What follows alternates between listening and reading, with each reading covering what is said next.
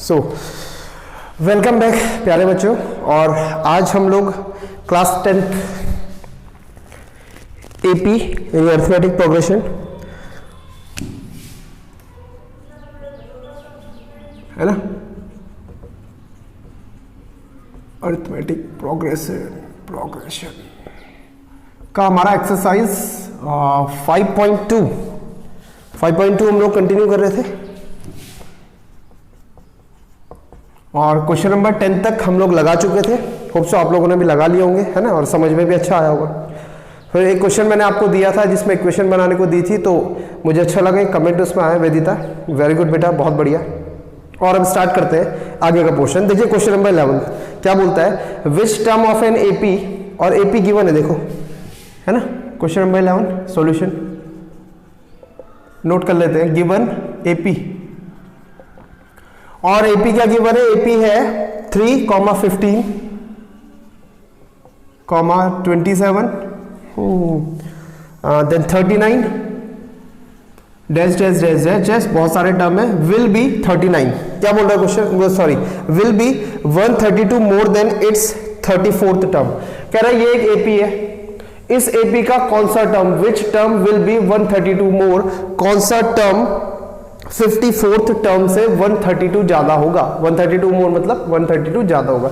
मुझे नहीं पता कौन सा टर्म होगा, आपको भी नहीं पता, तो हमारे पास क्या टेक्निक है, कोई तो होगा, हम मान लेते हैं nth टर्म होगा, ठीक है। So let it's nth term will be 132 more than it's, कौन सा टर्म था, इट्स 54th टर्म, ठीक है जी, 54th टर्म। ये उसने क्वेश्चन में गिवन दिया। इस स्टेटमेंट को हम अब फॉर्म में कन्वर्ट कर लेते हैं। मैंने आपको बताया था जब वो कहता है कि ये टर्म इससे ज्यादा, ये टर्म इससे बड़ा होगा, तो हम बड़ा टर्म पहले लिखते हैं, छोटा टर्म बाद में लिखते हैं, दोनों का डिफरेंस जितना वो कहता है। इसको पढ़ के क्या पता चल रहा है, कौन सा टर्म बड़ा होगा, साफ साफ पता चल रहा है nth term will be more, nth term बड़ा होगा। nth टर्म का फॉर्मूला an, ठीक है, किससे बड़ा होगा, 54 टर्म से बड़ा होगा, minus a54 is equals to कितना बड़ा होगा, 132। ये तैयार हो गई इक्वेशन। कहानी आई समझ में, आई, यस सर, बहुत बढ़िया, आनी चाहिए आपको समझ में। अब आगे बढ़ते हैं, इसको थोड़ा सा खोल लेते हैं। an की जगह क्या लिखूंगा, a plus n minus 1 into D, और यहाँ क्या लिखूंगा बताओ, सॉरी माइनस, ब्रैकेट बनाना पड़ेगा, बाइनोमियल, एक से ज्यादा टर्म आएंगे। a प्लस, बताओ शाबाश, 53 इंटू डी, वेरी गुड, शाबाश, होशियार हो गए हो, सीख गए हो, टेक्निक है ना, ठीक है। थोड़ा सा एक्सपेंड कर लेते हैं, a प्लस, इसको ऐसे ही रहने दो, n माइनस 1 इंटू डी, इसको minus a minus 53 of d is equals to 132। देखो ये कैंसिल आउट हो गया, है ना। अब d की वैल्यू तो मुझे लगानी पड़ेगी, तो d यहां से निकालना चाहिए था। a इक्वल्स टू कितना था, 3, d equals to 15 minus 3, it means d equals to कितना आ जाएगा, 12, ठीक है ना, ठीक है। So n minus 1 into 12 minus 53 into 12 is equals to 132, ठीक है, ठीक। देखो कैलकुलेशन दिखने में बड़ी डिफिकल्ट हो रही, तो एक काम कर लेते हैं, 12 कॉमन ले लेते हैं, थोड़ा सा इजी हो जाएगा, वरना जैसे आपकी इच्छा आप कर सकते थे, बट मैं चाह रहा था थोड़ा इजी हो जाए। 12 को डिवाइड में भेज देते हैं, n minus 1 minus 53 is equals to 132 divided by 12। बेटा यही वो टेक्निक्स होती है जिनसे क्या होता है, टाइम रिड्यूस होता है ना। वरना आपने सुना होगा, बच्चे कहते हैं कि सर पेपर तो इजी था लेकिन टाइम नहीं लग पाया, तो ये छोटी छोटी सी चीज़ें आपको ध्यान रखनी है। 11 जा n minus 54 equals to 11, therefore n equals to 11 plus 54, n equals to कितना आ जाएगा, 65, ठीक है, ठीक है जी, ठीक है। फटाफट से मैं चेक कर लेता हूँ कि, चलो इसमें नहीं, मैं इधर ही खोल लेता हूँ ना, फिर बहुत हर बार टाइम वेस्ट होगा। आप तब तक चेक कर लीजिए और इसे नोट भी कर लीजिए, वो सो आंसर सही होगा, कोई प्रॉब्लम नहीं। चेक करो चेक करो चेक करो, फटाफट चेक करो सर, वीडियो लंबा हो रहा है, कर रहा हूँ भाई, कर रहा हूँ, कोशिश कर रहा हूँ। 5.2 क्वेश्चन नंबर 10, आंसर दिखाओ फटाफट। 1165 करेक्ट है ना, हो गया फिर। तो अब क्या, क्लोजिंग लाइन, सो इट्स लिख लेते हैं। सो द रिक्वायर्ड, इसमें सारी लाइन आ जाती है ना, रिक्वायर्ड लिख दिया हमने, रिक्वायर्ड मतलब जिसकी बात चल रही है। So the required term is 65 और ख़त्म खेल। आई बात समझ में? हाँ ना तो बोलो, अरे बोलो हाँ सर आई, ठीक है बहुत बढ़िया। तो अगर बेटा आई है तो इसको नोट कर लो, फिर नेक्स्ट क्वेश्चन लेते हैं। चलिए अब आते हैं क्वेश्चन नंबर 12 पे। देखो क्या बोल रहा है, कह रहा है two APs have the same common difference. Two APs यानी अब की बार दो एपी की बात हो रही है, और साथ में बता रहा हूं उनका कॉमन डिफरेंस कैसा है, सेम है। उसके बाद अगला स्टेटमेंट बोलता है the difference between their 100th term is 100। उनके 100 टर्म का डिफरेंस कितना है, 100 है। फिर क्या बोल रहा है, what is the difference between their 1000th term. आप इनके फिर 1000 टर्म का डिफरेंस बताओ। 1000 नहीं वो 90 भी पूछ सकता है, 90th टर्म्स का डिफरेंस बताओ, कुछ भी पूछ सकता है ना। ठीक है तो लेते हैं, दो एपी की बात हो रही है, एपी गिवन तो है नहीं, तो मान लेते हैं लेट द एपीज आर। अब देखो दो अलग अलग एपी है। अब एपी में होता क्या है सुन लो, एपी ऐसे होती है, टर्म होते हैं A1 A2 A3, और क्या होता है सर, कॉमन डिफरेंस होता है। इसको मैं लिख देता हूँ first term A plus D A, second term A plus D, third term A plus 2D। ये मैंने आपको सिखाया था शॉर्टकट में ना, ठीक है। सेकेंड एपी का देखो क्या होगा, सेकेंड एपी मान लेता हूँ मैं, ये रही A1 A2 A3, तभी तो पता चलेगा इससे अलग है, कोई दूसरी एपी है। अच्छा इसको इस फॉर्म में अगर कन्वर्ट करना चाहूँ तो इसका फर्स्ट टर्म A और सेकंड टर्म A प्लस, अब देखो डिफरेंस उसने बोला सेम है, उसने क्या बोला, कॉमन डिफरेंस दोनों का सेम है, इससे मुझे स्मॉल डी ही यूज करना पड़ेगा अगर मैंने फर्स्ट वाली में स्मॉल डी यूज करा। क्लियर हुई बात? अदरवाइज मैं कैपिटल डी रख सकता था, लेकिन क्वेश्चन ने बोला two APs have same common difference, तो कॉमन डिफरेंस भैया दोनों में सेम आना चाहिए। ठीक है, होप सो ये समझ में आया होगा। तो अब लिख लेते हैं इसी को, है ना। तो let the two APs are A plus D A plus 2D। इसमें मैं दोनों बातें बता रहा हूं, कौन सा, कि जो पहली एपी है उसका फर्स्ट टर्म A है, कॉमन डिफरेंस D है, dash dash dash and A plus, common difference same रखना, इससे दोबारा से डिफरेंस D रखा, A plus 2D dash dash dash. ठीक है, ये हमारे पास दो एपीज हो गई। अब गिवन है, देखो क्या गिवन है, गिवन 100 टर्म्स का डिफरेंस है ना। अब मुझे नहीं पता भैया इनमें से कौन बड़ा है, आपको पता है क्या कौन सी एपी बड़ी है? बड़ा क्यों बोल रहा हूं, क्योंकि डिफरेंस कितना है, 0। अच्छा यहाँ पे तो कोई दिक्कत ही नहीं है, यहाँ पे 0 कब आता है, जब दोनों चीजें बराबर होती है। तो आप किसी में से किसी को माइनस कर सकते हैं। कहने का मतलब है इसका 100 टर्म माइनस इसका 100 टर्म बराबर 0 रख लो, या इसका 100 टर्म माइनस इसका 100 टर्म बराबर 0 रख लो, कोई फर्क नहीं पड़ने वाला। ठीक है, क्लियर हुआ? ओके। गिवन तो इसके 100 टर्म को मैं स्मॉल से डिनोट करता हूं और इसके 100 टर्म को कैपिटल से डिनोट करता हूं, इक्वल्स टू 0। 0 ही था ना गिवन, और कुछ था? नहीं 100 था, 100 सॉरी 100 था। तो मुझे भी नहीं पता, आपको भी नहीं पता दोनों में से कौन सी एपी का टर्म बड़ा है। तो हम जो एज्यूम कर ले, मैंने ये एज्यूम कर लिया ये बड़ा था ये छोटा था, तो कोई फर्क नहीं पड़ता। बात समझ में आ गई? ठीक है, खोल लो इसको, और क्या करोगे, A plus 99D minus A, अब थोड़ा एडवांस कर रहे हैं, माइनस 99D। क्या एडवांस का मेरा मीनिंग था, बता दो जरा। मेरे एडवांस का मीनिंग था कि मैं यहाँ माइनस डायरेक्ट डिस्ट्रीब्यूट करने वाला हूँ, आप भी समझदार हैं। देखो ये तो कैंसिल आउट, क्या बचा, oh sorry capital A minus capital A equals to 100। इसके अलावा मेरे हाथ कुछ नहीं लगा, ठीक है, नहीं लगा तो मैं छोड़ दूंगा इक्वेशन 1 बना के, क्या कर सकता हूँ, जब कुछ लगा ही नहीं आगे देख लेंगे। अब क्या निकालना है, हमको निकालना था 1000 term, A 1000 minus capital A 1000 equals to, हमको फाइंड आउट करना है। This will be equals to क्या होगा, देखो A plus 999D minus A minus distribute कर दिया मैंने 999D, फिर से गड़बड़ हो गई, capital A habit small A की है इसलिए। यहाँ ये कैंसिल आउट हो जाएगा, कितना बचेगा, A माइनस A, और इसकी वैल्यू तो इक्वेशन 1 बोल रही है 100 आएगी, तो ये कितना हो जाएगा 100। यहाँ लिख लेते हैं फ्रॉम इक्वेशन 1। ठीक है, आई बात समझ में? तो A 1000 माइनस A 1000, ये इतना आ गया 100। ये क्या चीज़ है सर, दोनों एपी के 1000 टर्म का difference. So difference of their 1000 terms is 100। वाह वाह सर ये कैसे पॉसिबल है? कई लोगों के माइंड में आ रहा होगा ये कैसे पॉसिबल है? 100 टर्म का डिफरेंस भी कितना है 100 और 1000 टर्म का भी डिफरेंस कितना है 1000। और मैं कह रहा हूँ इसके कोई से भी टर्म्स आप ले लो 50-50 लोगे तब भी 1000 आएगा, सॉरी 100 ही आएगा। ऐसा क्यों? देखो ये ऐसी एपी है, मान लो ये ऐसी एपी है 2000 स्मॉल ए है, 200 स्मॉल ए है और 100 कैपिटल ए है और इसका डी है 0, इसका डी है 0।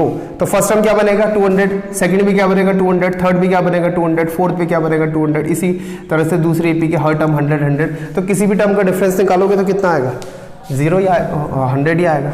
आ गई बात समझ में? आई? आपको इतनी डिटेल में जाना नहीं है ना? आई ना बात समझ में? ठीक है तो नोट कर लीजिए प्लीज।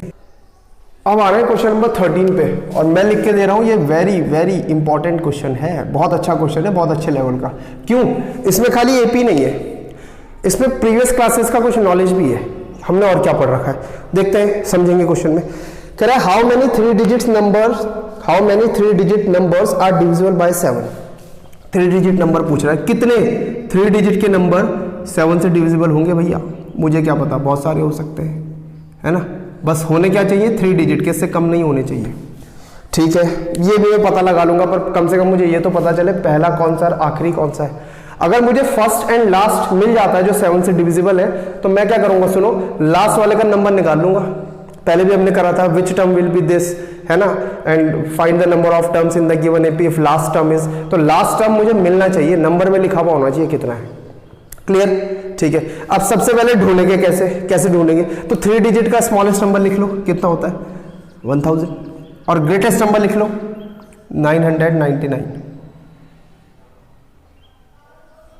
सॉरी ये 100 हो गया ना, गड़बड़ हो गई, आई एम सो सॉरी। ठीक है मैं भी कह रहा क्या हो गया उल्टा सा। सबसे स्मॉलेस्ट 3 डिजिट का नंबर कौन सा है 100 और ग्रेटेस्ट कौन सा है 999। ठीक है। अब 100 तो 7 से डिवाइड होता नहीं है, इसके बाद सोचो क्या होता होगा, वो बस हमको चेक करना है। कैसे चेक करेंगे? इसको डिवाइड कर लो 7 से। 7 1 जा 7, सर ये बचपन की चीज क्यों बता रहे हो? अरे बहुत इंपॉर्टेंट इसलिए बता रहा हूँ। 3 7 4 जा 28, कितना बचा 2। ठीक है कितना बचा 2। अब सुनो ध्यान से, अगर मैं इसमें से 2 माइनस कर लेता हूं इसमें से, तो ये तो 98 बन गया 98। हाँ सर बन गया। और आपको पता है 98 तो 2 डिजिट का है, तो माइनस तो भैया मैं कर नहीं सकता, तो मुझे क्या करना पड़ेगा, मुझे कुछ प्लस करना चाहिए, है ना, तभी तो वो 3 डिजिट में रहेगा। देखो कितना और चाहिए इसको, 5 और चाहिए। अगर इसके साथ 5 मिल जाता तो ये 7 बन जाता, यानी ये 107 होता और ये 7 से पूरी तरीके से डिविजिबल हो जाता। चेक कर लो, समझ में आई बात? और सॉरी मतलब 5 जुड़ जाता, ये इसको 7 बनना था, मतलब यहाँ 5 और था, मतलब इसके साथ 5 और ऐड होना था 100 के साथ, तो ये 105 बन जाता। ठीक है।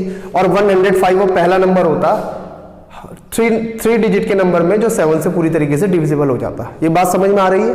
हाँ सर आ रही है, बहुत बढ़िया। तो पहला नंबर हो गया 105।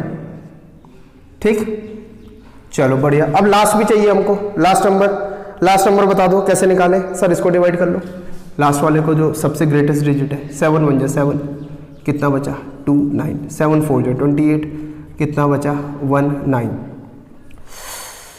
14, कितना बचा 5, है ना। मतलब देखो अगर इसमें 5 नहीं होता, एक्स्ट्रा 5 नहीं होता तो क्या हो जाना था, पूरी तरीके से डिवाइड हो जाना था। ये तो समझ में आया। 5 इसके पास एक्स्ट्रा है, इसके पास 5 एक्स्ट्रा है, समझ में आ रही है कहानी? ठीक, तो इसमें से 5 कम कर लेंगे। 999 माइनस 5 कितना आएगा बताओ? 994, है ना। अब चेक कर लो, देखो 994 वो नंबर है जो 7 से पूरी तरीके से डिवाइड होता है। 7 1 जा 7 बचेगा 2, 7 4 जा 28 बचेगा 1, 7 2 जा 14। कहानी आई समझ में? आई, वेरी गुड। ये आना चाहिए आपको समझ में ना, ये क्वेश्चन बड़े इंपॉर्टेंट होते हैं। तो लास्ट नंबर बचा 994। अब तो कुछ भी नहीं है ना। अब क्वेश्चन आपको सीधे बोल रहा है कि 105 और 994 लास्ट टर्म है, तो आप बताओ इसमें टोटल कितने नंबर ऑफ टर्म्स है। ठीक है ना, इसको रफली आप नोट करेंगे अपने पास ताकि आपको समझ में आए। तो मैं लिखता हूं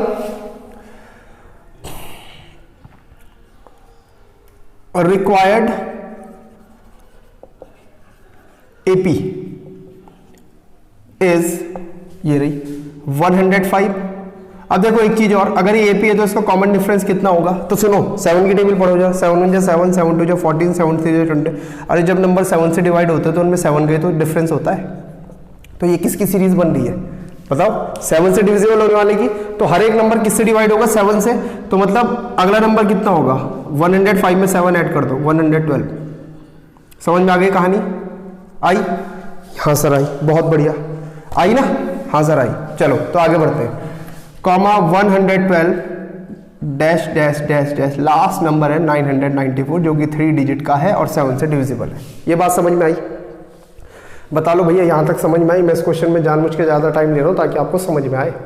ठीक है चलो बहुत बढ़िया, लिख लेते हैं। Whose first term is equals to 105 and, यहां निकाल के दिखाने की जरूरत नहीं है, difference equals to 7, common difference, क्योंकि हमको पता है ना, हम इस तरीके से लिख रहे हैं। ठीक है नाउ हमको ये फाइंड आउट करना है कितने टर्म है। बताओ लास्ट टर्म क्या है, लास्ट टर्म है 994, इसका नंबर निकाल लो, ये कौन सा टर्म है ना। Let 994 be its nth term, सही है ना, हमको क्या पता कौन सा टर्म है, हमने nth मान लिया। सो क्या हो जाएगा, an is equals to 994, an को खोल लो, a plus n minus 1 into D is equals to 994। ठीक, यहां तक समझ में आया? हाँ सर आया, बहुत बढ़िया। वैल्यूज पुट कर दीजिए, a की जगह कितना 105 plus n minus 1 into 7 is equals to 994। Transpose कीजिए, n minus 1 times 7 is equals to 994 minus 105। n minus 1 into 7 is equals to कितना आएगा, 994 में से 100 गया, 894, 4 और चले गया, 890 यानी 881, इतना ही आएगा। बताओ बताओ बताओ, गड़बड़ तो नहीं हो गई? हाँ कुछ गड़बड़ तो हो गई है, 79 आएगा ना शायद, 79 नहीं 89 आना था। क्या हो रहा है, ये कुछ तो हो रहा है। हाँ अब ठीक है, ठीक है आई बात समझ में? ठीक, अब कुछ नहीं कैलकुलेशन है यार, बाकी क्या है, तो कोई घिसी पिटी पुराने ज़माने की बात हो गई इसे सॉल्व करना, है ना। Divided by 7, n minus 1 is equals to 7 1 जा 7, कितना गया 18, 7 2 जा 14, कितना बचा 4, 7 7 जा 49, और n इक्वल्स टू 127 प्लस 1, चलो और लिख लेता हूँ, n इक्वल्स टू 128। पता चल गया इसका नंबर कितना है, 128। इसका मतलब कितने टर्म है एपी में जो हमने बनाई है, कितने 3 डिजिट के नंबर 7 से डिविजिबल है। मैं फिर से बता रहा हूँ, बहुत इंपॉर्टेंट क्वेश्चन है बेटा, आता है ये। ठीक है, ठीक है तो लिख लेते हैं। सो अंग्रेजी ठोकेंगे थोड़ी सी। सो देयर आर, देखो क्या इंग्लिश चल रही है। So there are 128 3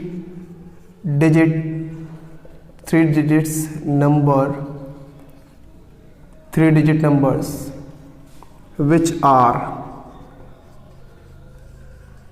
divisible by 7। ठीक है, आई जानी समझ में?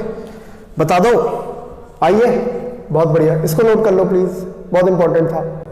चलो तो एक काम कर रहे हैं, क्वेश्चन नंबर 14 लेने से पहले आपको मैं होमवर्क के लिए क्वेश्चन दे रहा हूं, नोट करो।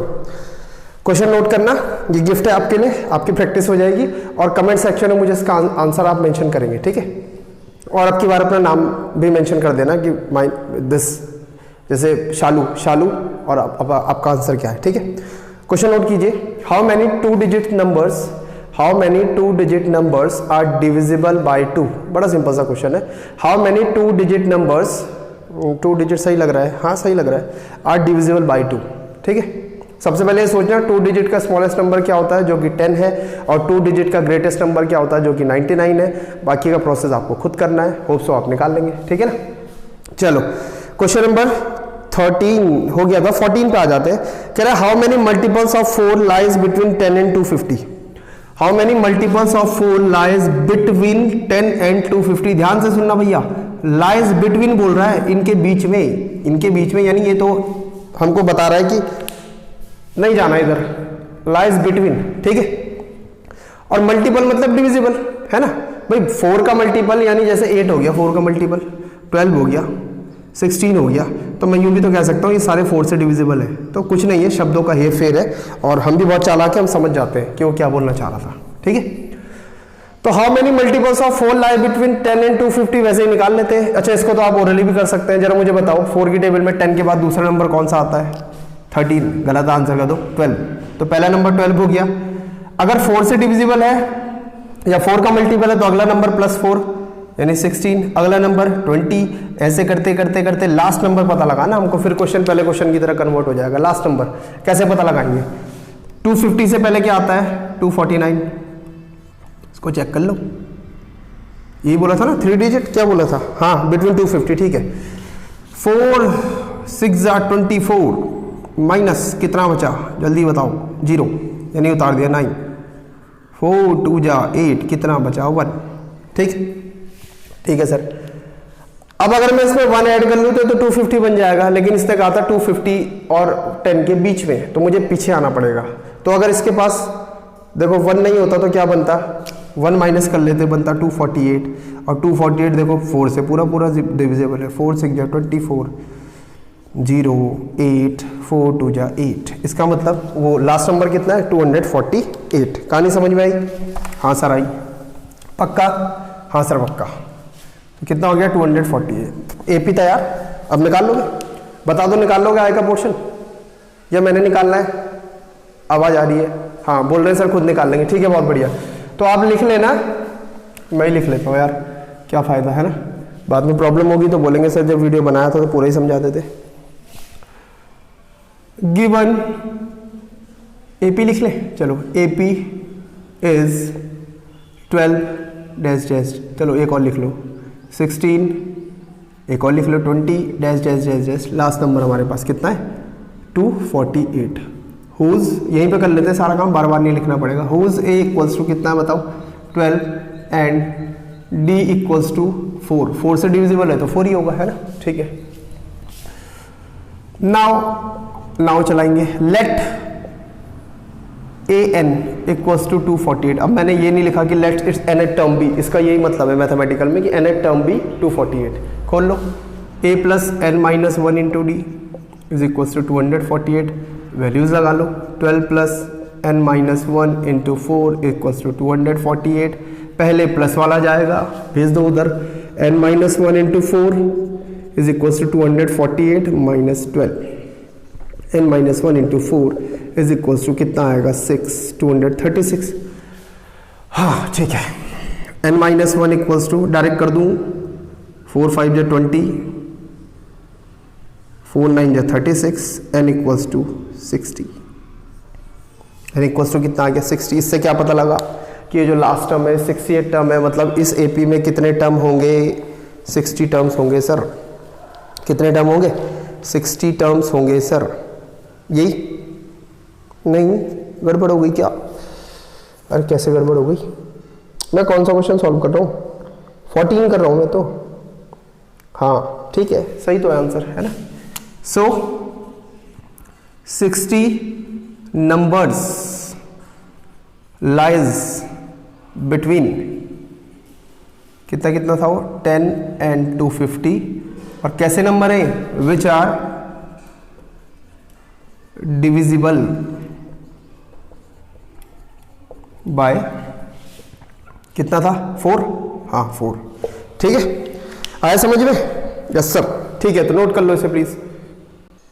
Question number 15, for what value of N, N क्या होता है? किसी टर्म का नंबर। Are the nth terms of 2 APs are equal. और 2 एपीज कौन कौन सी है देखो? 15 गिवन एपीज लिख लेते हैं कौन कौन सी। एक एपी तो ये रही देखो, 63 65 67 डैश डैश डैश। और दूसरी एपी कैसी है? ये रही 3 10 17 dash dash dash, 3 10 17 dash dash dash, है ना? A equals to 63, D equals to 2, direct कर लेते हैं। ठीक है, और इसका फर्स्ट टर्म किसी और लेटर से डिनोट करना तो कैपिटल ए इक्वल्स टू 3, और इसका डिफरेंस कैपिटल डी से डिनोट करते थे इक्वल्स टू 7। हो गया शॉर्टकट, हमने 10 - 3 डायरेक्ट कर लिया, कोई प्रॉब्लम नहीं है। अब उसने कहा था for what value of N, N की किस वैल्यू के लिए इसका कोई टर्म और इसका कोई टर्म इक्वल होगा। देखो ये टर्म धीरे धीरे ये भी बढ़ रहा है, ये भी बढ़ रहा है, यहाँ 2 2 इंक्लूड हो रहा है, इंक्रीज हो रहा है, यहाँ 7 7 इंक्रीज हो रहा है। तो एक कंडीशन ऐसी आएगी कि हो सकता है इनके दोनों कोई टर्म इक्वल आ जाए। हमको नहीं पता कौन सा आएगा। जब भी हमको ये नहीं पता कौन सा टर्म, हम क्या मानते हैं, nth टर्म। तो लिख देते हैं let nth terms of both the APs will be equal, will be equal. हमने ये मान लिया कि इन AP के दोनों ही टर्म इक्वल होंगे आपस में, है ना, मतलब nth टर्म दोनों के इक्वल होंगे। तो भैया फिर क्या होना चाहिए, देन इसका nth टर्म और इसका nth टर्म इक्वल होना चाहिए। यही तो मैं बोल रहा हूँ अपने मुंह से कि इन दोनों AP का nth टर्म इक्वल होना चाहिए। भाई इसका फर्स्ट टर्म स्मॉल a से डिनोट हो रहा है तो इसका nth term small a n से डिनोट होगा, और इसका कैपिटल A से डिनोट हो रहा है तो कैपिटल A n से डिनोट होगा। कहानी आ रही है समझ में? हाँ सर आ रही है। खोल लो। इसके nth टर्म को क्या लिखते हैं, a plus n minus 1 into इसका डिफरेंस स्मॉल d, और इसका capital A plus n minus 1 into. अब यहां मत सोचना कि n चेंज हो जाएगा, गधो n तो दोनों के लिए सेम सोचा हमने, जब सेम सोचा तो सेम रहेगा। वैल्यूज पुट कर देते हैं, 63 plus n minus 1 into D की जगह कितना है बताओ, 2, और capital A 3 plus n minus 1 into इसकी जगह कितना है, 7। ठीक है, क्या करेंगे, लाइक टर्म कलेक्ट कर लेते हैं और क्या हो सकता है ना। इसको इधर ले आते हैं, 63 माइनस 3 उसको उधर पटक देते हैं, n minus 1 into 7 minus n minus 1 into 2। ये कितना बचा, 60 इज इक्वल्स टू, यहाँ कैसे कैलकुलेशन करें सर, बहुत डिफिकल्ट लग रहा है। अरे कुछ भी नहीं है गधो, n माइनस 1 कॉमन ले लो, लंबा क्यों करें। यहाँ क्या बचता है 7, यहाँ कितना बचता है minus 2। 60 equals to n minus 1 into 5, therefore n minus 1 equals to 60 divided by 5, 12. n minus 1 equals to 12, therefore n equals to 13। यानी आंसर आ गया। क्या आंसर आया कि इनके 13th टर्म इक्वल होंगे। यही तो आंसर आया ना। हाँ सर आया, ठीक है। So there 13th terms will be equal. बस देखो मैथ्स में हम कुछ नहीं करते यार, जो वो बोलता है हम लगा, ये सब उसने बोला था किस वैल्यू के लिए, हमने कहा nth वैल्यू के लिए क्या होगा, दोनों टर्म इक्वल होंगे, हमने लगाया, सॉल्व कर दिया, बात खत्म। कोई इतना डिफिकल्ट थोड़ी है ना। कॉन्फिडेंस आ रहा है, बिल्कुल आना चाहिए, कॉन्फिडेंस आना चाहिए कि सर हम बिल्कुल सही जा रहे हैं। ठीक है, नोट कर लीजिए इसे। अब आते हैं क्वेश्चन नंबर 16 पे। देखो बड़ा जबरदस्त क्वेश्चन है, अच्छा क्वेश्चन है ना, एग्जाम में आने लायक है। कह रहा है डिटरमाइन द एपी, एक एपी निकालो। एपी निकालो मतलब एपी के कम से कम 4 टर्म लिखो, और एपी के 4 टर्म लिखने के लिए मुझे ए चाहिए फर्स्ट टर्म और डी चाहिए कॉमन डिफरेंस। ठीक है, उसको निकालने के लिए उसने कुछ दिया है, बोल रहा है हुज थर्ड टर्म इज 16। बहुत बढ़िया, given whose third term is 16। Third term मतलब a plus 2d equals to 16। अभी थोड़ा सा कुछ यहाँ पे लिखना है, चलो कर लेंगे उसको। इसका कुछ नहीं हो सकता, इक्वेशन 1। दूसरा उसने क्या बोला, and 7th term exceed the 5th term by 12। And 7th term exceed the 5th term by 12। यही तो मतलब होता है इसका, एक्सीड होना मतलब बड़ा होना, यानी सीधे वो कह रहा है 7th टर्म 5th टर्म से 12 बड़ा है, 12 एक्सीड करता है।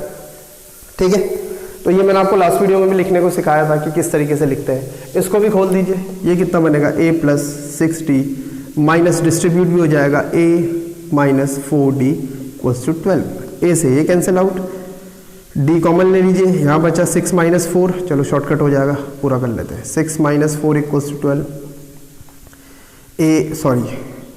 d into 2 equals to 12, therefore d equals to 6। d आ गया भैया हमारे हाथ, कितनी खुशी की बात है। आया ना? हाँ सर आया।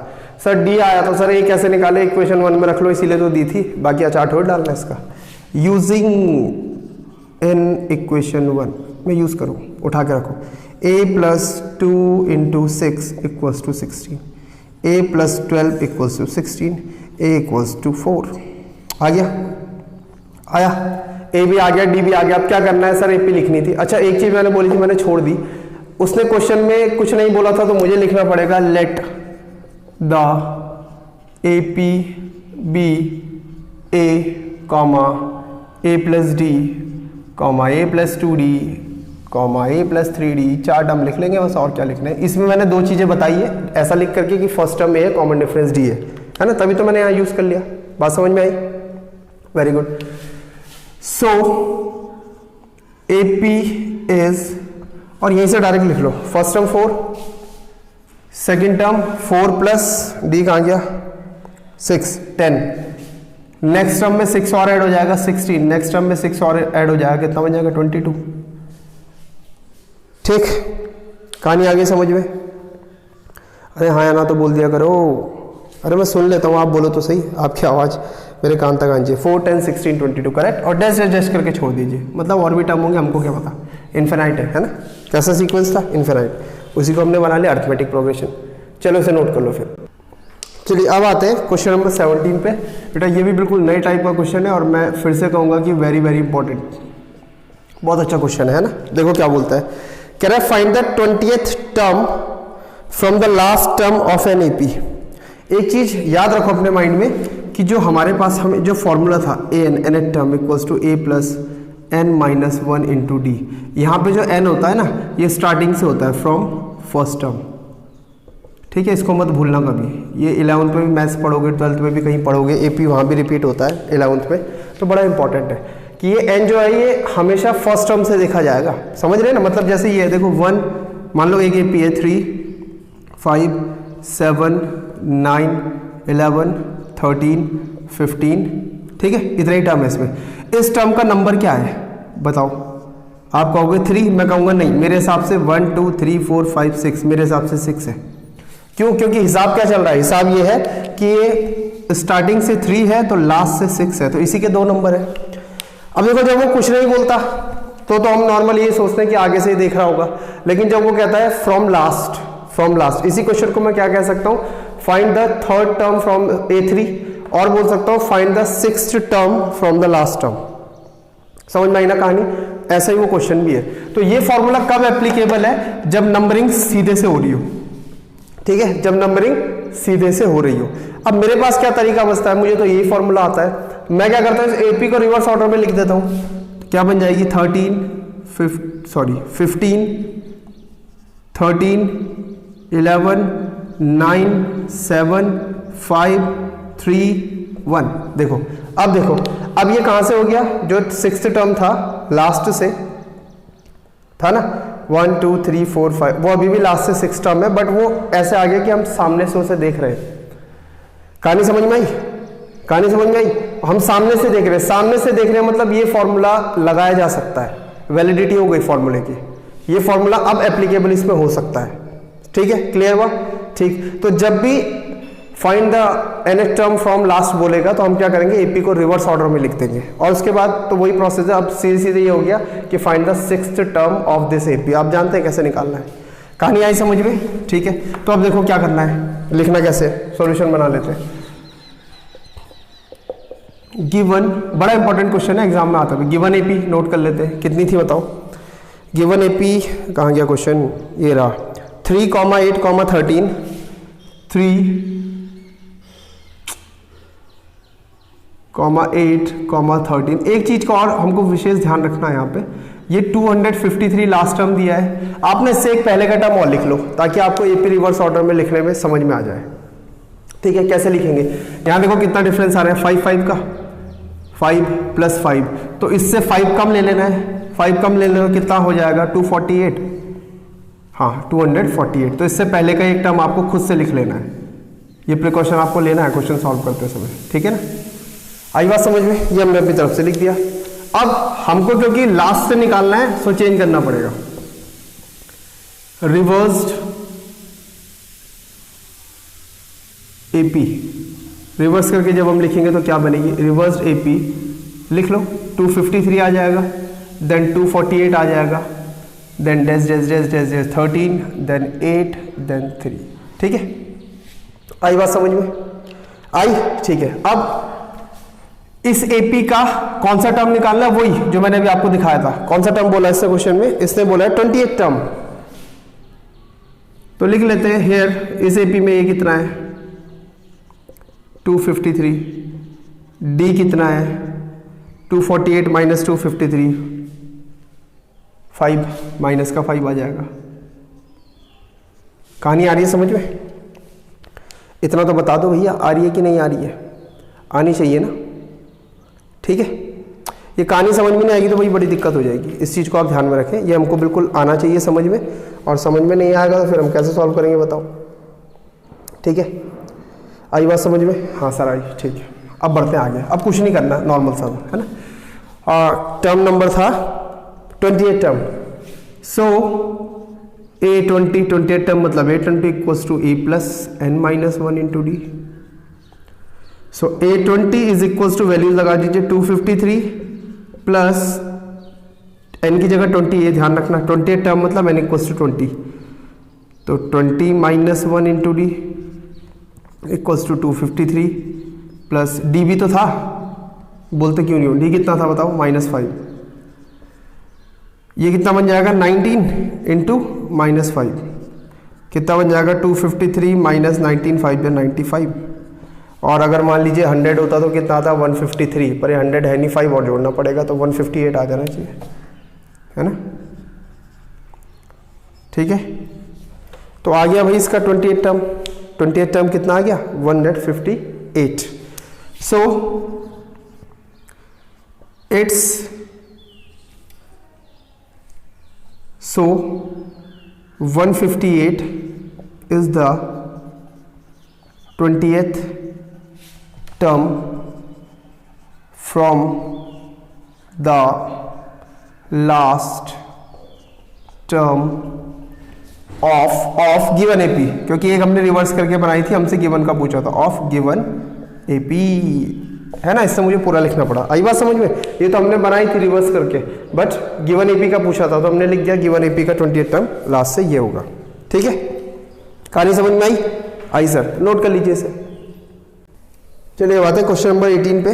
बोल रहा है the sum of 4th and 8th terms of an AP is 24 and the sum of 6th and 10th term is 44। Find the first 3 terms of an AP. ठीक है, कुछ स्टेटमेंट दिया है, उससे इक्वेशन बनाएंगे, सॉल्व करेंगे। क्वेश्चन में first term के बारे में कुछ बोला नहीं बोला, कॉमन डिफरेंस के बारे में बोला नहीं बोला, तो क्या करना पड़ेगा? मानना पड़ेगा। So let the A P be A comma A plus D, है ना, इसमें दोनों बातें मेंशन हो गई है, A plus 2d dash dash dash. हमने बता दिया कि फर्स्ट टर्म हम ए से डिनोट कर रहे हैं, कॉमन डिफरेंस है सीपी का डी से। चलिए साहब, अब क्या था देखो, गिवन में क्या है, बहुत इंपॉर्टेंट इन्फॉर्मेशन है। उसने बोला सम ऑफ, किस किस का सम बोल रहा हो? The sum of 4th term and 8th terms. 4th term A4 plus 8th term A8 is equals to कितना बोल रहे हैं? 24। इसको खोलना जानते हो? जानते हैं। क्या लिखते हैं? A plus 3d। इसको sir A plus 7d। Very good, बहुत intelligent. Equals to 24। Like term collect करो, 2A plus 10d equals to 24। और एक ट्रिक जो शुरू से बताते आ रहा हूँ, कुछ छोटा हो सकता है तो कर लो, 2 कॉमन करके काट दो, A plus 5d equals to 12। इससे ज़्यादा छोटा नहीं हो सकता, इसका कुछ हो नहीं सकता। इक्वेशन 1। सेकेंड स्टेटमेंट था the sum of 6th term and 10th terms is 44। A6 plus A10 equals to 44। 6th term and 10th term A plus 5d plus A plus 9d equals to 44। 2A plus 14d equals to 44। 2 common लेके काट देंगे तो कितना बचेगा? A plus 7d is equals to 22। Equation number 2। अब क्या करोगे आगे? बोलो क्या करोगे? एलिमिनेशन लगा लो। लीनियर इक्वेशन में 2 वेरिएबल ही तो बन रखा है ना, A और D में, कर लो। So by 2 minus 1 A plus 7d is equals to 22 and A plus कितना d है भैया? 5d equals to 12। माइनस कर रहे हैं, sign change, cancel out. 2d equals to 10, therefore d equals to कितना आ गया? 5। वाह वाह वाह सर, d आ गया। अब क्या करें सर? अरे ये निकालो सर। कैसे निकालें? किसी भी एक इक्वेशन में लगा लो। लगा सकते हैं? बता दो, लगा दोगे ना? हाँ या ना तो बोला करो। हाँ सर लगा लेंगे। चलो बहुत बढ़िया। तो आप क्या करना, चलो मैं ही लगाता हूँ। यूजिंग इन इक्वेशन नंबर 1 इसमें कर लेते हैं, छोटी है, आसान हो जाएगा। a plus 5 into 5 equals to 12, a plus 25 equals to 12, a equals to 12 minus 25, और ये आ जाएगा 12 टू 24 प्लस 1 13 माइनस 13। ठीक है, ये भी बन गया। पर निकालना क्या था? निकालना तो AP था, तो AP में लिख दो ना। सो AP is first term A, next term A plus D कितना था भैया? ये 5, यानी माइनस 13 प्लस 5, यानी कितना बचेगा? 8। बिल्कुल ठीक है। फिर नेक्स्ट टर्म इसमें से क्या, कहाँ गया? 5 13, यही तो थे स्टार्टिंग के 3 टर्म्स लिख रहे थे ना बस। कुछ गड़बड़ हो गई क्या? माइनस हो माइनस आएगा इसमें। माइनस 13 प्लस 5 कितना आएगा? माइनस 8, और प्लस 5 करेंगे तो माइनस 3, तो ये हो जाएंगे हमारे स्टार्टिंग के 3 टर्म्स। ठीक है, हो गया क्वेश्चन? समझ में आया? बहुत बढ़िया, नोट कर लो, आगे बढ़ूंगा फिर। क्वेश्चन नंबर 19 पे आ जाते हैं। सुब्बा राव, मिलने बहुत बड़ा नाम है सुब्बा राव। क्यों? मैं स्पोर्ट्स कॉलेज पढ़ता था, तो वॉलीबॉल में इंडिया प्लेयर थे, मतलब इंडिया की टीम से खेलते थे सुब्बा राव, ONGC के प्लेयर, और वो आते थे कभी कभी स्पोर्ट्स कॉलेज में, तो हम लोग उन्हें देखा करते थे। बहुत लंबी चौड़ी हाइट थी उनकी ना। चलो क्वेश्चन पे आते हैं। Subba Rao started work in 1995 at an annual salary of ₹5000। Annual salary मतलब पूरे साल में उन्हें कुल मिला के 5000 रुपीज़ मिलते थे, और 1995 में उन्होंने काम स्टार्ट करा सुब्बा राव जी ने, और सैलरी क्या थी? 5000 थी। हाँ, 500 में तो भूखे मर जाएंगे। 5000 rupees, and received an increment of ₹200 each year. अब देखो साल बदल गया, 1996 आ गया, और इनको 200 रुपये का इंक्रीमेंट मिला, तो इनकी सैलरी कितनी हो गई? 5200। फिर अगला साल आया 1997, फिर से इनको 200 रुपये का इंक्रीमेंट मिला, सैलरी कितनी हो गई? 5400। ठीक है, बढ़िया, ऐसे ऐसे होता जाएगा। अब ये बोल रहे हैं कि in which year did his income reach 7000। बढ़ते बढ़ते बढ़ते यहाँ इनकम हो गई 7000, और ईयर हमको पता ही नहीं है, ईयर हमको निकालना है कितने ईयर में भी। ठीक है, अब मुझे बताओ AP किस चीज़ की बनाओगे? कुछ लोग सोच रहे होंगे सर इसकी बना लेंगे 1995, 1996, 1997 एंड दिस। इससे क्या हो जाएगा? बताओ, इससे क्या हो जाएगा? कुछ भी नहीं होगा ना। ये तो हमको टाइम पीरियड बता रहा है कि 1 साल बाद, 1 साल बाद, 1 साल बाद, 1 साल बाद। AP तो इसकी बनेगी 5000 से 5000, 5200, फिर 5400, ऐसा करते करते एक टाइम आएगा जब वो 7000 पे पहुंच जाएंगे। ठीक है, तो मुझे निकालना क्या है? देखो, ये फर्स्ट टर्म हो गया, ये सेकंड टर्म हो गया, D आपको पता है इसका 200 है। मुझे निकालना ये कौन सा टर्म है? AN। क्या निकालना है मुझे? ये कौन सा टर्म है? ठीक है, अब जब आप इसको निकालने जाओगे AP की हेल्प से, तो आपके पास ये लगभग आएगा 11th टर्म। ठीक है, कितना टर्म आएगा? 11th term. समझ में आ रही है कहानी? यानी ये आ जाएगा आपका n = 11। तो आप बोलोगे भाई 11 साल बाद हो जाएगा ऐसा, समझ रहे हो ना? कितने साल बाद हो जाएगा? 11 साल बाद। 1995 पे 11 साल बाद उसकी सैलरी कितनी हो जाएगी? 7000। ठीक है, कर लेंगे इसको, कर लेंगे ना? ठीक है, अब आते हैं 20 वाले पे। लिख अपना आप लेना आप लोग, अब लास्ट क्वेश्चन चल रहा था वैसे भी। Ramkali saved ₹5 in the first week of a year.